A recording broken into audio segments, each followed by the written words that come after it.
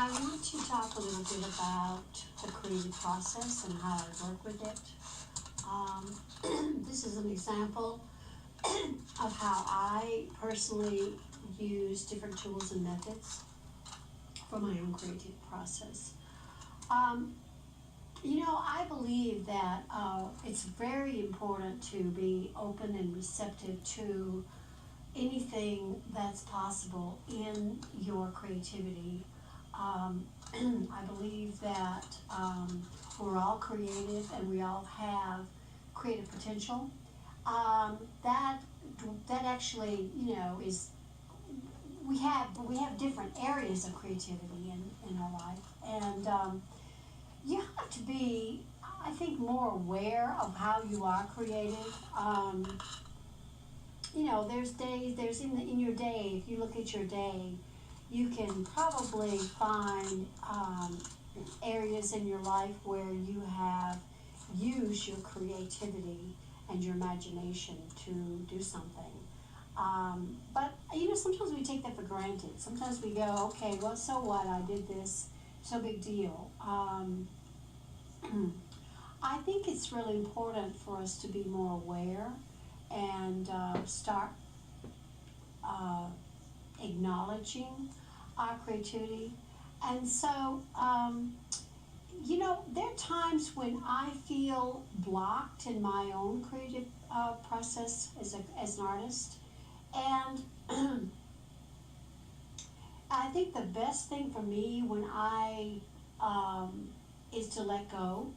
And, sometimes I just start. I just begin. I think the most important thing is, when you're feeling like a block, is just to simply take out something to create with. It doesn't have to be real elaborate. Just take out anything that you can use to express your creativity. Um,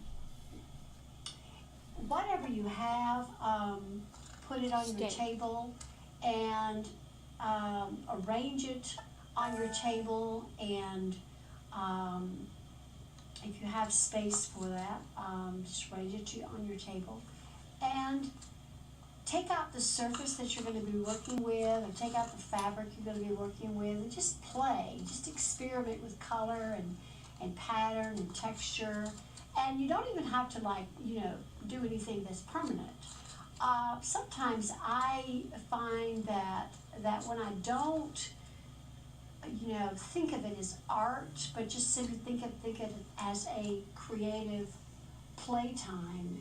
It takes the expectations away, and it gives me a sense of possible exploration. Anything's possible. So, I take out the thing that I'll be working with. Maybe I'm just experimenting with fabric, and I set the ironing board up, and I take out little pieces of color and pattern, and I arrange the fabric pieces onto the ironing board. And I'm not thinking of it as a permanent piece of artwork or something that I've had to put a lot of time into. I'm just giving myself the opportunity to experiment and explore and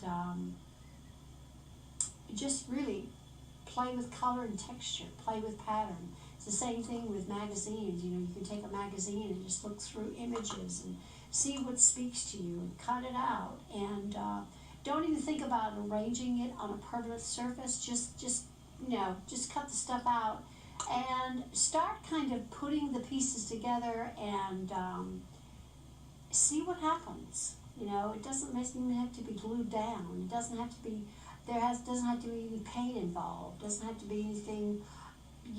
Think of it as being serious. Just simply allow your mind to be fed with all the textures and colors and patterns that's in front of you. Sometimes when you do that and you don't have any expectations, that's when some of the most important things that can occur in relation to your creativity. because you are more receptive, you are more relaxed, and you're more focused on just the idea of allowing yourself to just, you know, be in the creative process. Okay? So, if these things help you in your own creative process, then put it in your creative toolbox, you know. Start yourself a creative toolbox where you could actually take it out when you are having some kind of a block. So these are two things that I do. I play with the designs, I play with pattern, I play with color, I play with images, I piece them together and arrange them, and I don't glue them down, I just simply play with the images or play with the texture and patterns and color. And I don't think of it as art, okay? So if you can do this, maybe this will help you in your own process. And let me know if this is something that can help you as well.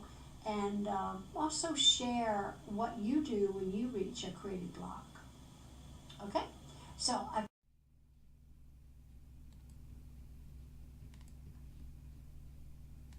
Everybody smile, smile, smile. Everybody laugh,